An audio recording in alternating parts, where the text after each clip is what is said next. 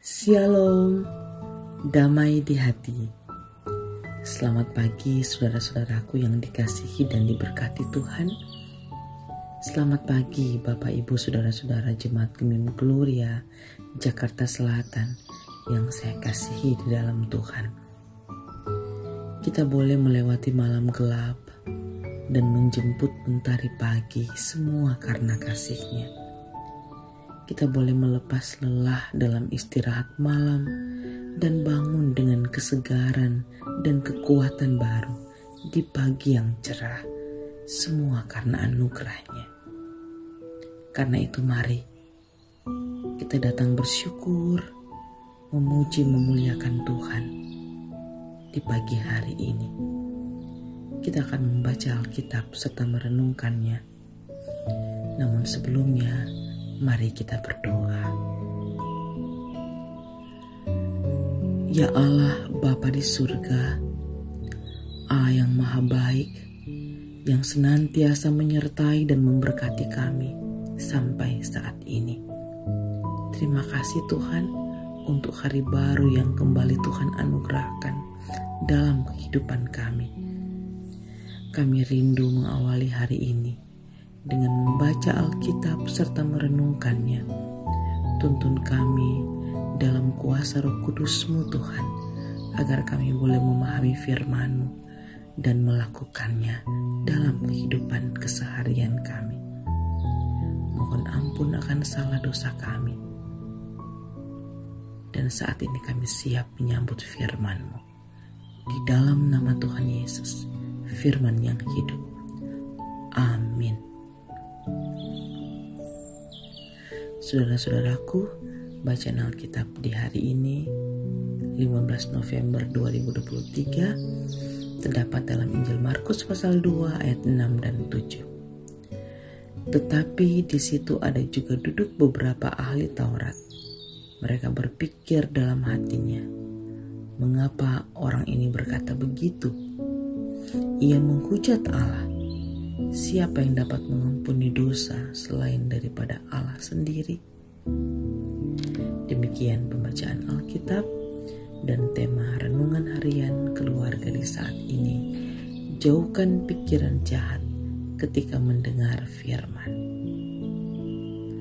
Keluarga Kristen yang dikasihi dan diberkati Tuhan Yesus. Ternyata tidak semua orang yang datang kepada Yesus Kristus memiliki tujuan yang baik. Beberapa ahli Taurat yang datang, duduk dan mendengar pengajaran, serta menyaksikan pekerjaan Yesus Kristus, justru menentang dan menolak kuasa-Nya. Pikiran mereka yang jahat menentang pengajaran sehat Yesus Kristus. Acap kali kita manusia seperti ahli Taurat. Iri hati dan dengki merasuk pikiran dan hati sehingga sulit melihat kebenaran karena pikiran yang jahat. Demikian pula perbuatan yang benar ditolak karena kebenaran selalu diukur dari diri sendiri, kendati pun itu salah. Kehidupan seperti ini juga dapat disebut kelumpuhan rohani karena pikiran dan perasaan yang tidak sehat seperti para ahli Taurat. Kehadiran Yesus Kristus, pengajaran dan pekerjaannya dipandang sebagai ancaman terhadap popularitas dan kehormatan para ahli Taurat sebagai pemuka agama yang mengklaim diri orang benar dan saleh. Yesus Kristus dituduh menghujat Tuhan Allah. Ini merupakan kedegilan hati dan pikiran yang jahat. Hal ini karena kesombongan rohani mereka. Ingat, dalam Amsal 18 ayat 12 berkata, tinggi hati mendahului kehancuran, tetapi kerendahan hati mendahului kehormatan. Saudara-saudaraku, dalam berbagai kesempatan pertemuan ibadah, ada yang datang bukan untuk mendengarkan berita Alkitab, berita firman Tuhan, melainkan datang untuk kepentingan-kepentingan lahiriah dan harus percaya bahwa kuasa Yesus Kristus mengampuni dosa adalah otoritas kuasa ilahi yang ada padanya. Yesus Kristus bukan saja memiliki kuasa untuk memulihkan derita badannya, tapi menjaminkan keselamatan jiwa. Saudara-saudaraku, sebagai orang-orang yang percaya kepada Tuhan, kita sebagai keluarga Kristen, kita jangan menghujat Tuhan Allah dan mengabaikan serta menganggap remeh firman Tuhan, sebab hal itu adalah kebencian bagi Tuhan Allah. Siapa meremehkan firman, ia akan menanggung akibatnya, tetapi siapa taat kepada perintah akan menerima balasan. Amsal 13 ayat 13. Saudara-saudaraku, marilah kita tetap mengucap syukur dan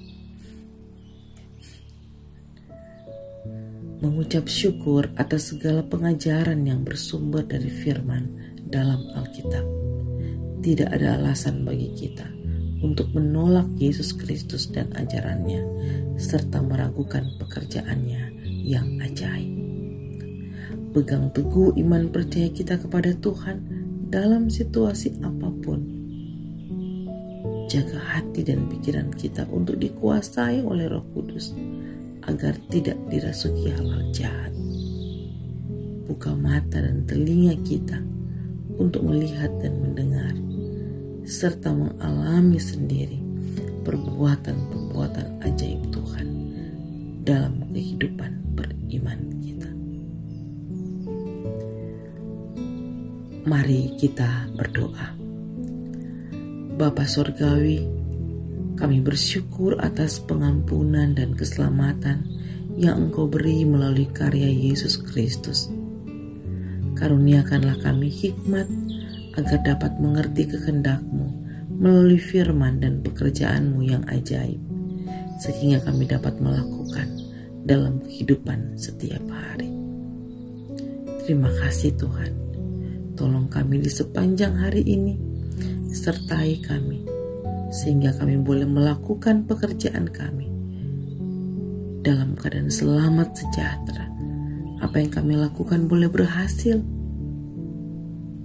dan itu semua untuk kemuliaan nama Tuhan. Seluruh kehidupan kami, seluruh pekerjaan kami di hari ini, kami hanya mau pasrahkan dalam tuntunan tangan kasih-Mu. Di dalam nama Tuhan Yesus Kristus kami berdoa. Amin. Selamat beraktivitas. Tuhan memberkati. Shalom. Damai di hati.